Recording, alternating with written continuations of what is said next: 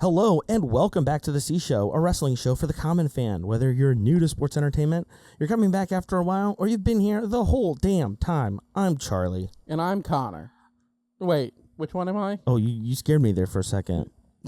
Sorry, everyone. I forgot. I am Jared. Yes. Okay. Connor is not here. He has begun his trip northward to coach the football team at the orphanage El Generico retired to work at. But this week, we'll be talking to Brian Murphy, AXW co-commentator and occasional wrestler. He went viral last year for bonking his head at an event, and we'll talk about all of that and more. Plus, we've got Continental Challenge Cup updates and talk more about the outcome of the TBS Championship 4-way. Let's go. It's the C Show.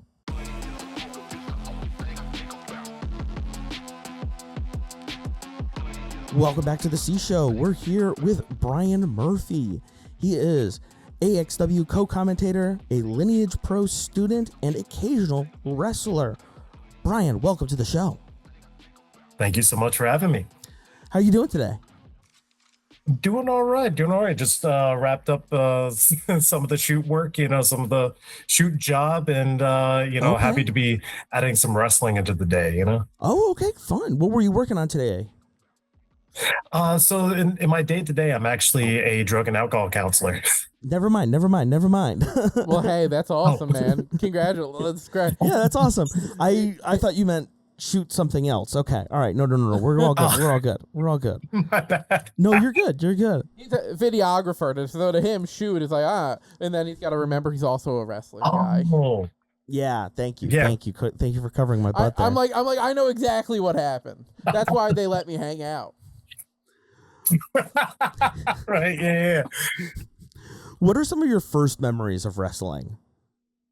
Oh man, I can tell you exactly where it all began.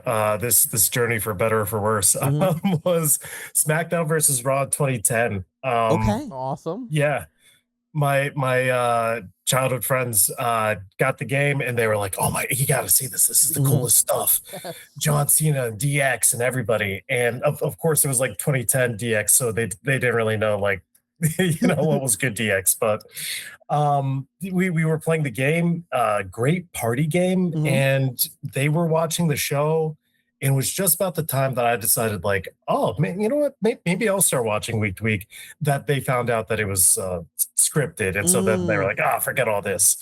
And that part just never bothered me. So I was watching that. The first like real Raw memory I remember is Evan Bourne and Edge fighting as Raw went on the air, and then the next week the Nexus debuted. It was a really entertaining time to like jump in until like SummerSlam that year, of course, and then but yeah, that was 2010, quite a time to be jumping in. What platform are you playing on? The Wii. Okay, cool. Of all platforms. I have a copy of SmackDown versus Raw 2010 back there. I was gonna say, did we not have that exact game for sale at our table last AXW show? Yes. Oh. I think it's 09 that we use as the microphone holder. That's right. You will find in one of our interviews that we did with one of the guys, we used that as a mic stand, that game. Amazing. I know, right? Did you guys use the motion controller, or were you guys GameCube controller guys? I was using the Wiimote and the nunchuck. Oh, I was one of those hard-hitting Irish whip. Yeah, I know, right? These are the real questions. This is what the people want to know. This is why. So you say as a party game, what was the setup? Who were you playing as? What was the scenario? The stipulations of the match? A lot of creator wrestlers. Yeah. Of course, my creator wrestler doesn't look like me whatsoever. Right. But it was the ones that were like us, and then they also had a collection of like Spartan characters, and it was just like in the game there was like a chest plate and a cape and like a helmet, and you had to like win a championship. The rule was you had to win a championship to be able to make a Spartan, and you get to select a color that was like your theme. So it was often that, and then of course every match was no DQ or Hell in a Cell or a cage match or Awesome. just the most extreme. Like it couldn't just be like a typical straightforward one-on-one match. That's boring, Right. to a 10-year-old. Heavily emphasizing the entertainment part of sports entertainment. Of course. Who are some of your favorite guys from that era? Guys in the term of just wrestlers. I would say at the time, the one that comes to mind first was Edge. Which it was a tough time to come on right then as an Edge fan, because 2011 was actually on my I think 13th birthday he retired. Oh no. And I was like, this is the worst present ever. But yeah, he was just cool. He was just a cool guy. And it was him. I think in retrospect, like I didn't really understand. Sorry if you can hear some of the stuff in the background. There's like a motorcycle going by. You're all good. I don't know if it like I really understood at the time how much I liked the Nexus, despite the fact that they were villainous and like I was like, oh, those bastards, but yeah, at the like looking back, it's like, yeah, they were great. And I think in retrospect, I've really grown to love Santino. A lot of my actual wrestling has been a lot of comedy-based stuff. And in retrospect, like there's so much stuff that at the time, thinking I was like a smart fan, was like, oh, this hokey comedy stuff could never be me. And now I go back and watch it, and it's the funniest stuff ever. Cold Stone Steve Austin is legendary. We the saw Mammal Baptista. We saw Santino. He's the director of Authority now in TNA. So when we saw him at the end of July, it was really fun to see him. Huge pop in the arena in the Liacor Center. Everybody stands up for Santino. Fantastic to see. Who are you watching now? Who are the people that you're watching now and you're like, I want to be doing that. I'm taking that move. I'm doing that. The one that like comes to mind initially of like, as far as like an in-ring, like if I could absorb anybody's like in-ring abilities, it might be Hechicera. Okay, like the Dark Wizard. Awesome. He's just busting out the craziest like inventive stuff right now. Absolutely. We love been watching the Dark Wizard in AEW. His match with Jon Moxley recently, we were just talking about it on the podcast here. But the way that Moxley was forcing him to go technical and like be on the mat, really fun to watch him play around in that, and like Moxley negating the lucha libre, the high flying, the escalera especially. All I know is that as a big man a comedy guy and a lover of big man comedy, like big man physical comedy, a la Belushi, the ones. I think Hechicera could do it. I think he would be a great. Yeah. The way he moves, I think if he wanted to, put on 50 more pounds, I think he could be a star. The next John Candy of wrestling. There you go. So what made you enter the ring? Why'd you decide, you know what, it's fun to watch this and I love talking about it with my friends, but you got to do it, right? What was the thought that precipitated that? That's a good word. Yeah, that's a $10 word right there. I would say I have always been just super into the idea of performing. The performing arts have just always been something. And there's two routes into wrestling. There's the athletes and the people that are very physically coordinated and gifted in that realm, gymnasts. And then there's being a theater kid. And I'm the theater kid side of stuff.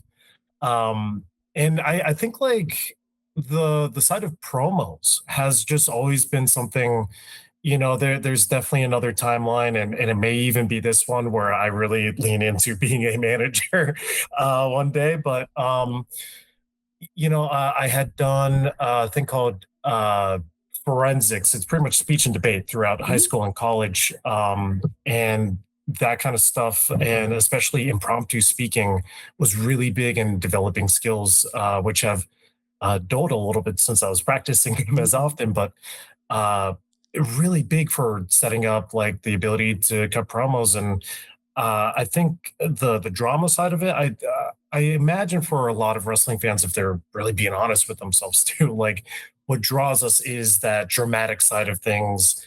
And I think especially as we've seen with like the bloodline, and especially a few years ago, like that type of almost hyper Shakespearean Yeah. acting side, and storytelling has really emerged. So I think just wanting to really participate in that and um, be a tangible part within it. So you did theater. Were you an actor as a kid? I would say like community acting, and then like high school plays. Gotcha. I wish I could say like, oh, I was able to be on X, Y, and Z show, Mhm. or like but yeah, as far back, I was really big into YouTube as a kid too. So just always wanting to, Sounds like just a they natural performer. Yeah. Just a natural performer. Just came out right. That's amazing. What was your favorite role in theater that you played? Ooh. The one that I'm probably the proudest of Mhm. was Ali Akeem in Oklahoma. I did Okay. that. Some But classics. Rogers and yeah, yeah, Hammerstein. yeah. I of all my theater friends, I know the least about Mm. like actual like I have friends that they listen to musicals and like the soundtracks like all the time. That is their Spotify Wrapped. Yeah. And I don't know anything. But I know just enough to pretend. Right. We did that, Little Shop of Horrors, stuff like that. But we did, and this is probably my favorite role, Once Upon a Mattress. I Mhm. played the king. And before the events of the show, uh, he's cursed with being mute. So Mm. I didn't have to memorize anything. Brilliant. Great work if you can get it. It was Which means I'm really sure great. you had to convey everything physically. Leads into that Yes. physical like either it's physical comedy or it's just like storytelling through Through bodily action. bodily Bodily language, yeah. That's a great point. Way to hit on that, Jared. I mean whether it's Adding another reason to keep him around. hey I'm cute. I say That's funny true. things and occasionally poignant. Now you got all three. There we go. I'm out. Good luck. No, stay. So you wrestled in the ring. What led to commenting on wrestling? So actually, that's a good question. So when I first starting training, I was never really coordinated. Mm-hmm. But at that time I was like I mean, you bonked your I head was on that really bend. Nailed it. there's a there's a decent chance that just knowing like the laws of like averages and what have you, that is like the peak of my career. And like part of me is like I'm ready for that video to be like my my 15 minutes of fame. Um but it's actually in about the same space Mm-hmm. was my other like least coordinated moment. I was trying to get out of the ring, and I thought I was like 330 pounds or something at the time, with like none of it being muscle. Mm-hmm. And I was like, I can jump down from the ring and that will be fine. And it wasn't. My leg caught on the apron, and I landed. I caught myself with my right leg. Oh I thought, no. great.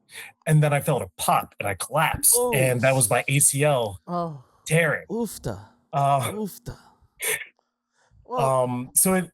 I never thought about how that was like the exact same side of the ring, like right where Oh wow. that happened is the same like corner that I hit my head in. That was like the height of my career in a way. Jeez. Um, Wow. so long answer to the question, but I tore my ACL right there, and so I had to pause for like a year and some change. And thankfully I got the opportunity to, sit in the commentary booth and kind of lean into that speaking role that I had been able to do previously. Fantastic.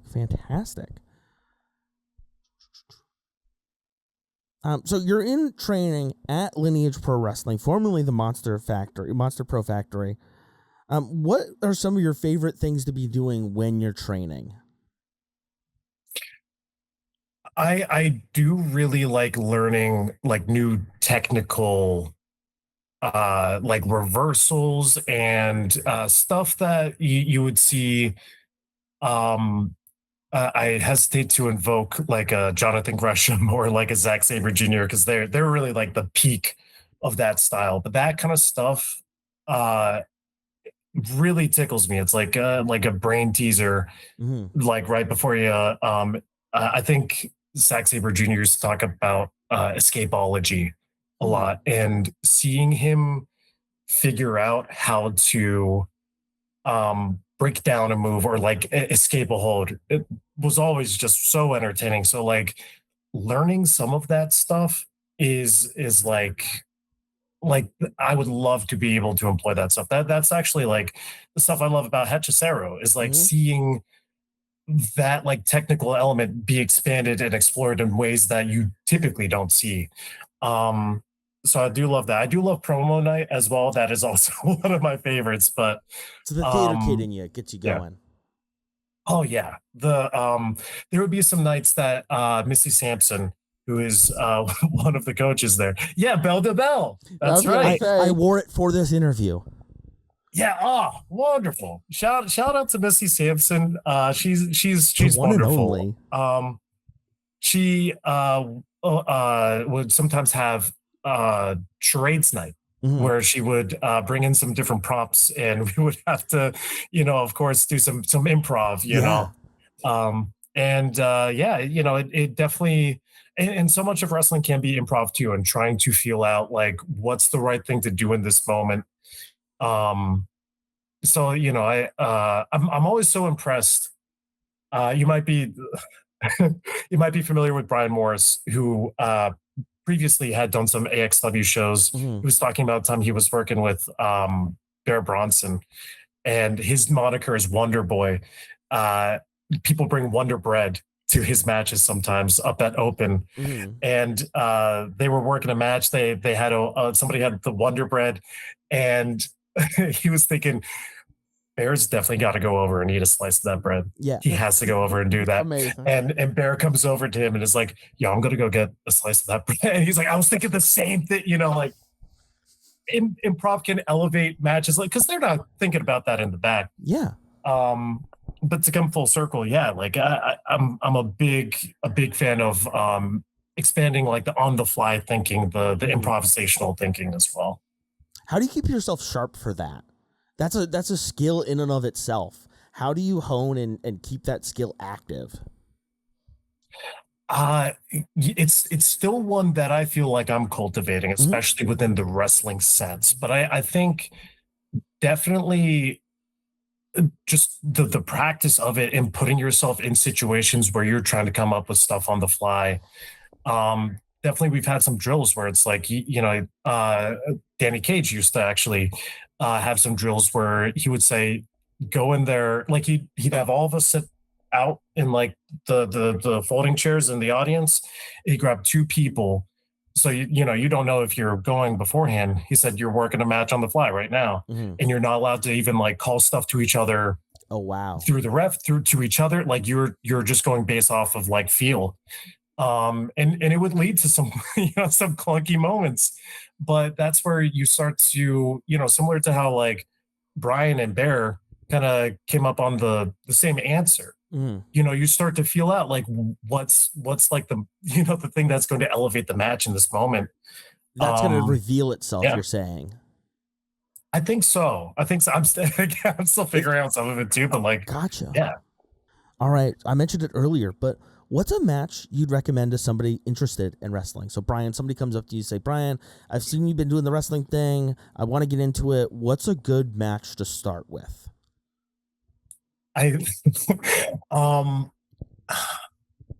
Goodness, I think the one that comes to mind. Oh man, I'm going between my kind of like I want to say serious answer and my goofy answer, but they're not. You can They're, give us they're, both. You can give multiple. Okay, Please perfect. give us both. They're two different ends of the spectrum, Yeah. and it's not that one's like goofy in a bad way. It's just like a very different. It's a more humorous match. The serious match recommendation that I have is Jonathan Gresham versus Charlie Dempsey. Okay. And it's on TNA, and it's almost all grappling. It's Wow. all technical. Yeah. And spoiler for the finish, it is, there's no like impact move to send it home. It is Jonathan Gresham just figuring out, how do I just hold this guy's shoulders down to the mat? And you see him try one thing. It's like, okay, I got to fix this part. Boom. All right, I figured that out. Now I need to find out how to get this arm down. And it's him just lock picking. How do I do this? And I think it shows, like this is the very technical and like almost a little bit more sports side to wrestling than you would see in, which one could argue that would be a little bit harder for maybe the introductory point. But if that's what somebody's looking for from like a sports space, or if somebody's a pure like amateur wrestling fan, like that's such a cool entry point, I think. Yeah, that definitely is. We'll have to go out and search for that one. What's the goofy one? The totally opposite end of the spectrum of like pure gimmick is Mystery Wrestling, Bobby Orlando, and CPA. And they have a Falls Count Somewhere match. Oh my God. Falls Count Somewhere. Where is somewhere? Or is that the fun of it? That's the fun. So they are completely like pinning each other at different parts of the ring, and it's like the refs like, that's not it. So like they're pinning each other, trying to find out. A/B testing it. Yes, yep. They're playing Battleship with like, where can we get this win? Brilliant. So good. I'm pretty sure. I think they came up with the idea. I don't want to, I don't know how. Get into it. I haven't spoken to them personally about it, but I have spoken to somebody who like was privy to the formulation of this match. I'm pretty sure they came up with the idea like on the ride up or something like that. Incredible. Like, are you familiar with Mystery Wrestling? Vaguely. I'm not sure how much Jared is. I've seen a lot of the clips online. Evil Uno is having too much fun. Oh, it's yeah. I adore, as a fan of comedy wrestling, and like I understand, protecting the business, but we all know it's a work right now. It's joy. It's the joy of wrestling and how absurd it is, how silly it is, and like whether it be like a fatal four-way between different versions of Spider-Man, or they had on a Halloween episode, it was Dracula versus the Wolfman of Wall Street versus a spooky skeleton. A spooky skeleton, and perfect. The slowest mummy ever. Amazing. It's I outstanding. gotta get you watching Mystery Wrestling. I'm missing. You gotta be watching Mystery Mystery Wrestling. That's right up your alley. That's perfect. Well, Brian, before we get to AXW's Guess Who's Back, do you have any other plugs? Where can the people find you? Are you going to be wrestling or commenting at any upcoming events? Absolutely. Let's see. On September 12th, I am going to be at Mawa Saturday night. I'm going to be in a tag team match alongside the original MF up against Pat Dynamite, the dastardly long-term rival of mine. I'm gonna give him the pile driver. I promise. Exciting. That's my big promise. And then, of course, you have AXW on September 26th. Also that day, wanted to plug as well, if one is not in the area for AXW, they might be interested in Dangerous Adrenaline Wrestling Gladiators. That is also going to be running. And then into October, I believe this might be different depending on if the calendars change, but I believe October 24th will also be AXW. So yeah, looking forward for the rest of this year. So give us the pitch for AXW's Guess Who's Back? Well, I think the one thing that I'm really, really looking forward to, along with like they always just shell out these amazing shows. Some of the best matches that I've had the luxury of lending my voice to has been under AXW's roof. At the historic Hamburg Fieldhouse. Yes, Vince of course. McMahon Sr. hung all of those lights by himself. He did. I did not realize that. Tommy Vex told us. Yeah. If Tommy Vex said so. It must be true. He wouldn't lie to me. No. The most honest man that's ever been. Yeah. You know? The guy who sponsored him personally. I'm excited to see the future for O'Shea Edwards, because I know that this is his year. This is his year. And what he's going to do with that title, I know that he's intending to bring it all the way to the end of the year as he's looking to head into retirement. I'm really hoping that we can see some great matches come out, some great opponents come out for him.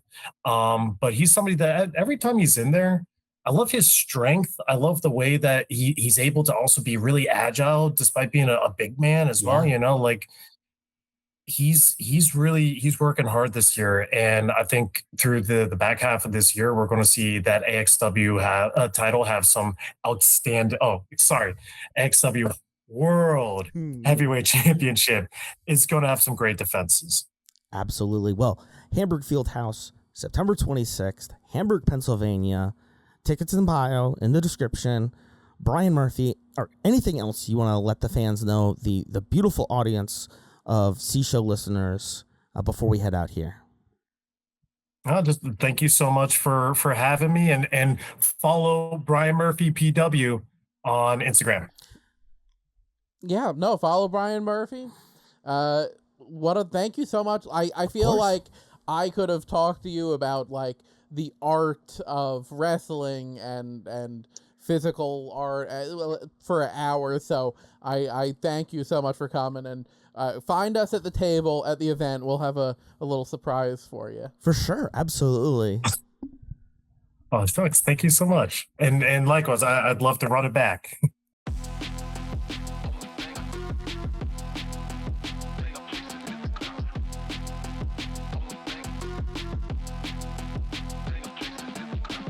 Wow, wasn't that a great interview, Jared? That was fantastic. And you were so good, as always. I always appreciate you coming in and kicking in, getting jokes, one-liners.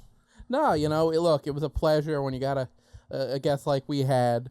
They make it easy. Like Brian Murphy, AXW co-commentator. Again, tickets for AXW's Guess Who's Back are in the links, are in the description. Make sure to come out and see your boys. But we're talking about AEW stuff, AEW updates. First one right off the rip. We were very, very lucky, and I'm very happy, or very grateful, thankful to AXW Wrestling for hooking us up with 4 seats to AEW Collision on Saturday night in Reading, Pennsylvania. It was a good show. It looked like a great time. It was a good time. The one thing that I will say, and I don't want to sound like I'm ungrateful or I'm cranky or unhappy about anything. I don't think we'll be buying floor tickets anytime soon. No. I did not like the angle too much. We will be sitting kind of, if anything, where we typically sit, up in the seats. We need a high vantage point for our analytical insight. Honestly, I like being able to see what happens all over the place. I like to see what happens coming up the ramp. I like to be able to see if somebody's doing some shenanigans over at commentary. I like being able to see all of it. I get it. Look, I was sad I couldn't go, but the coverage and like the posts you made from it, I was eating those up. Yeah, I appreciate it. Thank you. So the pagoda looked real cool. Yeah, no. And I'm sure way better than the rest of Reading. I had to stop by the pagoda because I had heard about it, and I was like, well, you know what? When in Reading. Also, I showed up a little earlier than expected. And shout out to a friend of the show, Mez, for coming along with us, with me. It was a good time. It was a good time. If you go back and watch Collision, you can see Mez on the intros for Claudio Castagnoli and Daniel Garcia. He is the large gentleman in a white shirt. Jared, tell me about the TBS Championship 4-way match. This was a awesome 4-way between Statlander, Hikaru Shida, Persephone, and current champion Maya World. Mm-hmm. I love seeing Persephone. Yeah. She's really come on. Now, she is what, the CMLL? She's the CMLL Women's Heavyweight Champion, yes. World Champion. Thank you. She's wonderful. I love seeing her here. As much of her as possible. Like, she's just, big, booting people over the ropes. Yeah, the way that she moves in such a technical and very, I would say, like, brawler-esque fashion. You don't see it in the women's division that often. No. And it's great when you do. Chyna, Rhea Ripley, some of my favorites. Statlander, too, obviously. That was coming in what I was, like, most excited for. I've said it many, many times. I am a Statlander fan. Yeah. Like, first and foremost. The Long Island connection. For the women's division, she's just amazing. Yeah. So and the way that she helps put up other talent as well. On the roster. Obviously, Maya's been so great. Like this is a legendary run from her. Mm-hmm. Just like incredible working, and anything to get a little shine and celebration for AEW women who are just awesome. Mm-hmm. But you know what? Forget you, my world.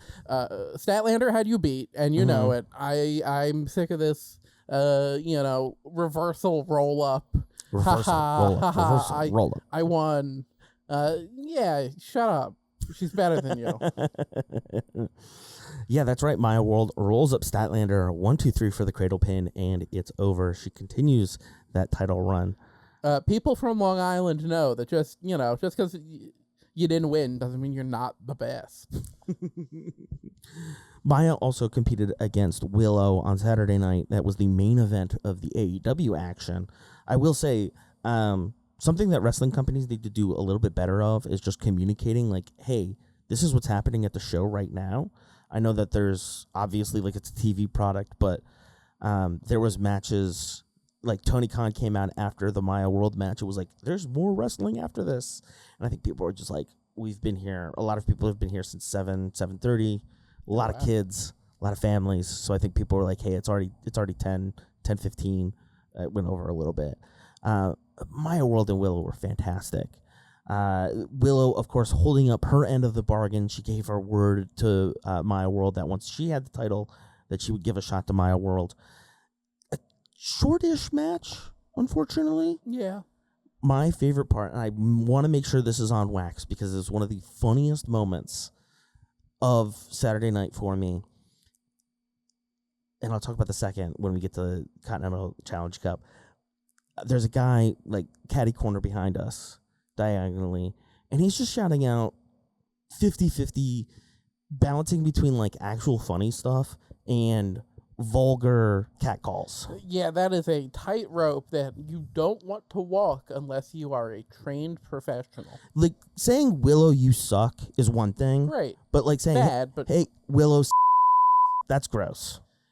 Yeah, you don't need to be advertising what's currently getting you a little to the crowd. No, you don't. No, you keep that to yourself. Exactly. Those are personal thoughts and feelings. You don't gotta share all your intimate thoughts all the time. We have those intimate thoughts. It's okay to have those intimate thoughts, but it's okay also to sometimes keep those as personal, locked, intimate thoughts. You do it, or else you're a fucking creepo. But this guy, he's been yelling like, "Willow, you suck! Maya, you suck!" just trying to get a reaction. And Maya has Willow in the corner, and she's fighting out. Willow's fighting out. He goes, Willow, you suck.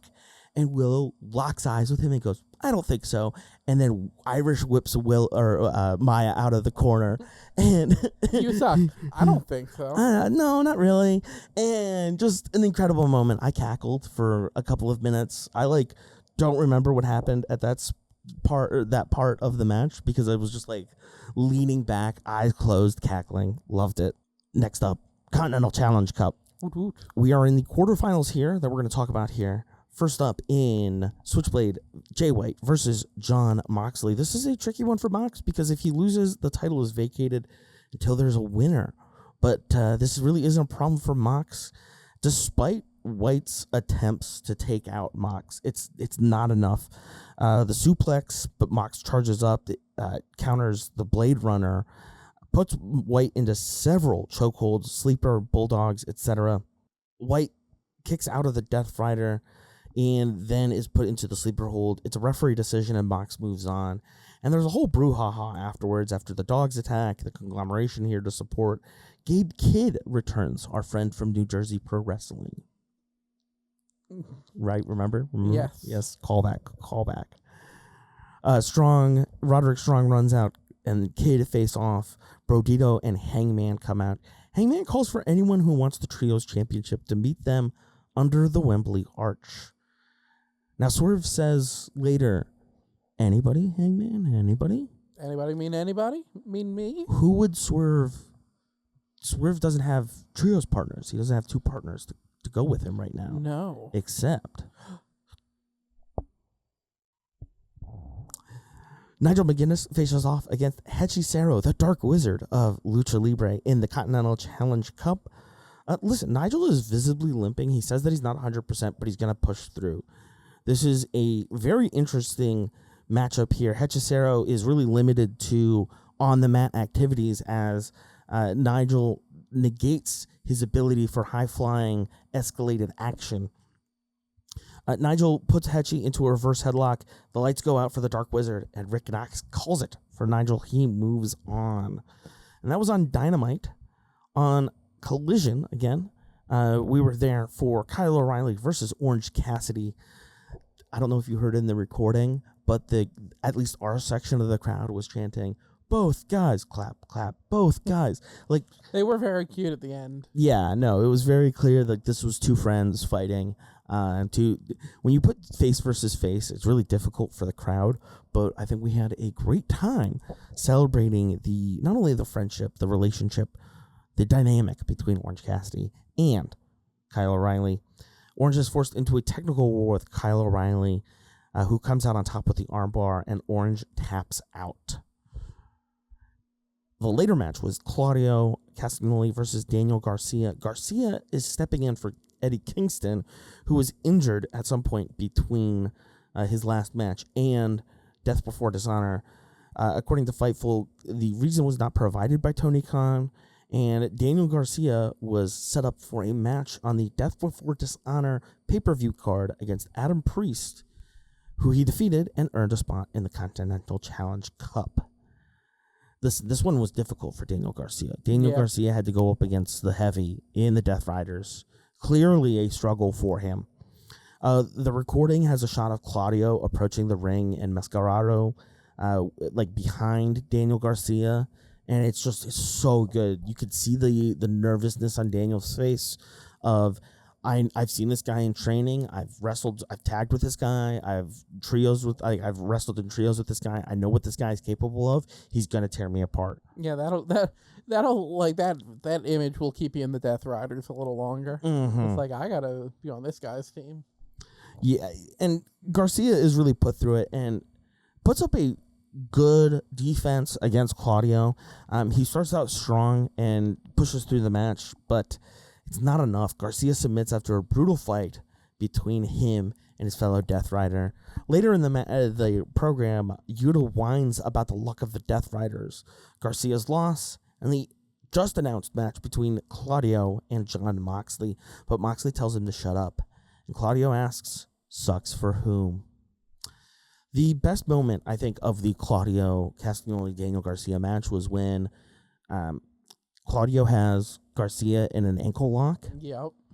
and he takes off his shoes. And, typically at a show, if there aren't kids around and it's the PG-13 crowd, grab his dick and twist it. Twist it. It's funny. It's good. It's classic. Never fails. But Claudio takes the shoe off, and all I can think of, there's Suck his toes. No. There's a crew of 9-year-olds next to me. There's a never 9-year-old's mind. birthday. I forget to tell you. I didn't preface it with this part, but I go. I'm thinking what's the funniest thing I can yell that is gonna pop on this gonna get this 9-year-old to pop, and I yell, "Tickle his feet, tickle him!" And this kid looks up to me and he's like, what? It looks like I just told him that I was gonna his mom or something. Evil bastard, man. What? Oh my God! You said tickle him. Happy birthday to that kid. I hope you had a great birthday. You were a blast to sit next to. Our final four in the Continental Challenge Cup is Jon Moxley versus Claudio Castagnoli and Kyle O'Reilly versus Nigel McGuinness. Kyle O'Reilly and Nigel, they're going to go straight to the mat. You know it. You know it. Absolutely. Jon Moxley and Claudio Castagnoli, that one is going to be tough. That is must-see TV right That is remote dropping television. Absolutely. They will be meeting in Glasgow. Ian Riccaboni on the Collision recording keeps saying Glasgow. No. That's G. That's a G. Glasgow. That's actually how you pronounce it. But again, we're just dumb Americans, aren't we? Yeah.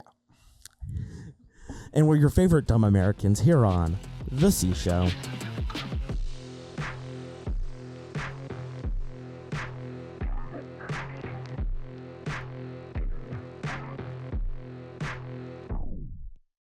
Welcome back to The C Show. We're talking about upcoming AEW action plus our upcoming action. Of course, we're going to be talking about All In next week. And we're going to be talking about All In next week after it happens. Plus, this Labor Day weekend, we've got the WCW Junkyard Invitational. Plus, in AEW, in the Continental Challenge Cup semifinals, as we just discussed in Glasgow, Kyle O'Reilly versus Nigel McGuinness and Claudio Castagnoli versus Jon Moxley. But in London, in Wembley Stadium, the home stadium of English football, we've got All In, one of the AEW's biggest events. We're going to start off our preview here with Cage and Cope, Christian Cage and Adam Copeland versus the Young Bucks, Matt and Nick Jackson, in a tag team match for the AEW World Tag Team Championship. That's going to be great. I think Young Bucks take it, right? I think the Young Bucks will take it. Just the way that Cage and Cope have been moving, they haven't been very defensive champions. They've been very vocal champions, but we haven't seen them wrestle much for it, and that's understandable. Cage has been injured, and so really at this point, I just want to see people fighting for the belt. So I hope they put it in the Bucks' hands. We have rumored talent coming in that would make that a much more enticing division if the title was up for competition. It was in more competition. I might shed a tear seeing the Young Bucks win it for obviously I think they've won it before. Yes, but they've not held these belts while I've been watching. Oh, okay, all right. So I love them. I'm so ready. All right, let's go. Next up, in a men's casino gauntlet match for a future AEW World Championship match, Andrade El Idolo versus MJF, Tommaso Ciampa, and other participants to be announced. First off, who do you want to see in this casino gauntlet match? Give me 3 names other than MJF, Ciampa, and Andrade. Andrew, excuse me. You want 3 names? I'll give you 3 names. Mm-hmm. Maxwell, Jacob, Friedman. Yeah, I said anybody but Maxwell, Jacob Friedman, Andrade, and Tommaso Ciampa. Yeah, I wasn't including Andrade or Tommaso Ciampa, so I just had to specify that Okay. MJF was all 3 names for me. Okay. All right. All right, fine. Who do I want to see added? Yeah. I don't know. Give me like a Bandito. Mm-hmm. Give me a Fletcher. I'd like to see Fletcher. I don't know how that would work, but I'd like to see it. Fletcher will be in a 3-way later for the International Championship. Right, and so we'll Takashita. Then give me, I don't know. Give me. I got nothing. What about Brian Cage? Oh, Brian Cage. I'll give you Brian Cage. Interesting. There you go. And for I'd watch that. Okay. So Brodito, Brian Cage, and then who's the third person you like? I was to like, see? everyone I was thinking of was either fighting that night or injured, Mm-hmm. and I was like, no. You can give me an injured person. It's fantasy. Nah, that's okay. Okay. We'll give you the wild card spot then. Listen, the 3 people that I want to see here are, I want to see Ace Austin. Ooh. I want to see El Clone. And I think I want to see either one of the Motor City Machine Guns. Ah, there you go. I would like either Shelley or Sabin. Doesn't matter which, but I'd like to see them work. So screw it. Give me Speedball. Okay, there we go. There's an answer. That's a good one. That's a good one. I'm like, why? This is who I want. Why does it have to make sense? Exactly. Why does it need to make sense? Give me Mascara Dorada. I want an all small people match. We'll Make talk MJF look tall. We'll talk more about the Continental Challenge Cup matches, the semifinals. Yes, the semifinals and the finals on the recap episode next week. But for a women's World Tag Team Championship match, it's the Divine Dominion versus the Brawling Birds. Ready for that one. Indeed. I think they've been teasing this for a long time. This is a long time coming. It feels like they've been teasing it since Redemption, honestly. That sounds right. And at this point, do it or don't. Like, put the belt on the Birds or break them up. You know what I mean? Yeah. For me, I want to. They haven't even been giving I don't feel like we've been seeing the Birds even in like tune-up matches for this yet either. So a little disappointed there. I wanted to see some haterade. Hate to spill some haterade on the haterade, but sometimes you got to do what you got to do. What's your favorite color haterade? I like orange. I've recently been coming back to orange. I was a big red guy for a long time. Yeah. Light blue. Yeah, the ice. The light blue, lemon lime, the green, and then underrated, the cucumber lime. The deep green. I have had the cucumber. Cucumber. That's a crazy one. Put the cucumber lime over ice, brother. Now that's refreshing. That's some good haterade. That's some good haterade. H2O is better. Water sucks. It really, really sucks. Next up, we've got Kevin Knight versus Darby Allin in a Falls Count Anywhere match for the AEW TNT Championship. Knight went coast to coast on Darby Allin on Wednesday, and before that, blew him up with fireworks. Amazing. I'm sorry. An idea has just crawled across my mind so great that I can't pay attention to anything else. Yeah. All right. This is coming soon. Okay. I just thought of it, and I'm so confident I'm announcing it now. Breaking news. This is 73. Wait, I don't know. What can you give me? Episode 76. I am going to be covering the imaginary Royal Rumble between all the Adam Sandler characters. Oh, yeah. No. Yeah, we're definitely giving you that. That's going to be a good Happy Gilmore versus Little Nicky. That's a good holiday episode. Versus Bobby Boucher. Oh, yeah. Oh yeah. Like they're all versus Mr. Deeds. All these Mr. guys can Deeds. fight. Amazing. The guy from Reign Over Me. He's got the sure. He's got the blanket. Little different flavor. Click. First Hubie Halloween. Uncut Gems. This is how I win. Howard. Wait, isn't that just MJF?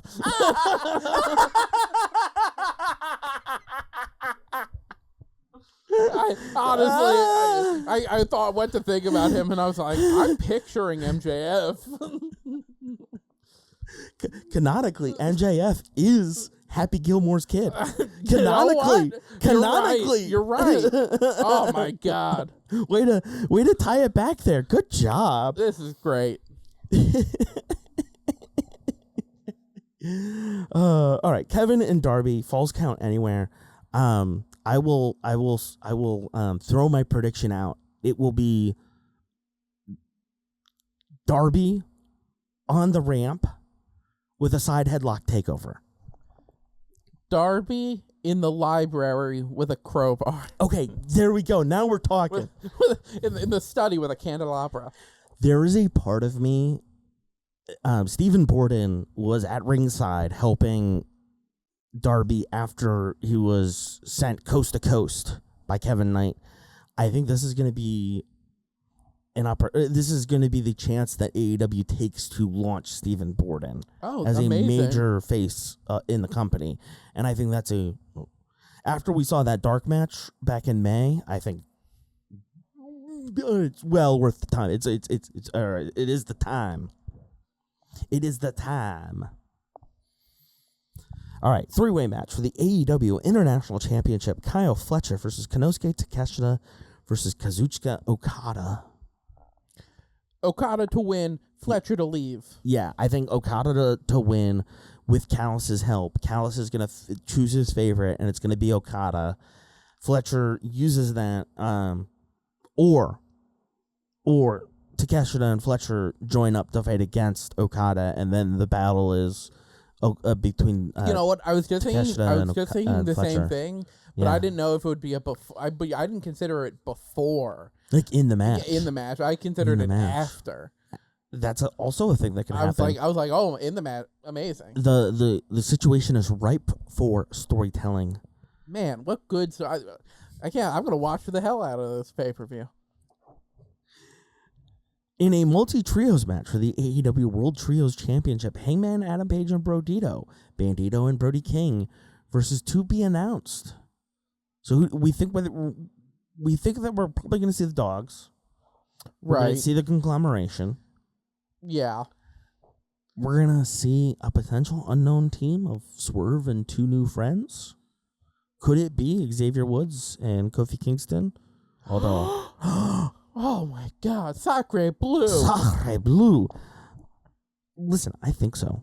I think that's where it's going to happen. That is going to be dank. It's a big match. It's a big day for AEW. My dad's going to want to watch that. Really? Oh, Kofi Kingston match. Sick. That's great. We love to hear that. Am I going to be sad seeing Hangman without a belt? Yeah, absolutely. But that's okay. They're transitional to champions here. That's okay. In what I assume will be our co-main events, we've got Kenny Omega versus Will Ospreay in a singles match for the AEW Men's World Championship. Will has the pride of his country riding on the line here. No English wrestler has won a World Heavyweight Championship on English soil. So, will be able to defeat the doubters and rise above Kenny Omega, become the alpha, or does Kenny situate his place as the best bout machine? I don't know. See, this is one of those things where old me, like young me, I'm like Will Ospreay at home. Mm. Of course, I want him to win. Yeah, but I'm getting sonic frequencies from Connor. Connor has entered my mind, and I'm trying to push him out, but I can hear him saying, "Ha ha ha! I want that Englishman to lose in front of his family." Oh, this is Get out of my Connor. Oh, okay, I got it. Really, just an asshole. He traveled through time space to enter my mind to get me to say that. How could he do such a thing? How could he just steep to such lows, Connor? Can't believe it. Can't believe it. I think Will overcomes it. They've been building up to it so much. I think this is, unfortunately, one of Kenny's last runs with a major title. I think he's been indicating that. And, like, even the point that he made in the face-off between him and Ospreay, where he was like, diverticulate is that, diverticulate is that. Like, I'm a person. A person with a serious medical condition. That, unfortunately, as I learned in journalism, shout out Mrs. Nelson, if it bleeds, it leads. Especially internally. Last but certainly not least, the singles match for the AEW Women's World Championship. Willow Nightingale versus Mercedes Moné. Money. Listen, if anything is a remote dropper, if anything is like reservation viewing here, you definitely want to take the time out of your Sunday evening to watch Willow versus Mercedes. We haven't seen Mercedes in a couple of weeks. We haven't seen her wrestle in a couple of weeks, I should say. We've definitely seen her vocalize her opinions and her thoughts. She just won the Owen Hart Cup tournament, and she is out for a vengeance to collect the belts that she lost earlier this year. The AEW Women's World Championship being one of them, being one of the key parts of it that she wants to acquire. Mercedes Moné, one of the greatest. CEO. Luigi. All right. I think also Willow. You didn't do it. Sorry. That was me. He couldn't have done it because he was hanging out with me and working from home at my apartment in North Philadelphia. I was literally with him watching WrestleMania 21, Shawn Michaels versus Kurt Angle. First Kurt Angle. Yeah. Exactly. Charlie was also there. Yeah, I was there too. It was a really good match. But Willow and Mercedes. Willow has been phenomenal in the ring since returning from injury. Does she continue to hold the title, or does she give it up to Mercedes? And Mercedes goes on a tear with the Women's Championship.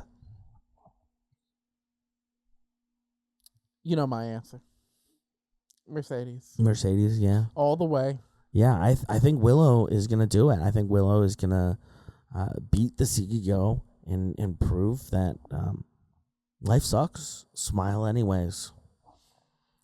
Life may suck unless you look like Mercedes Moné. That's true. If you're Mercedes Moné, life doesn't suck. Life does not suck.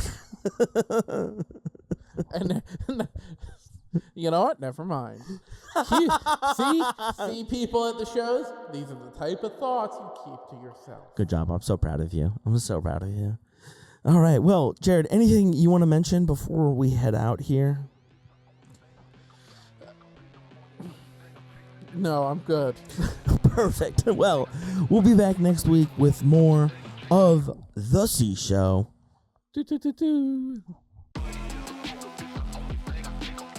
Of course you like The C Show.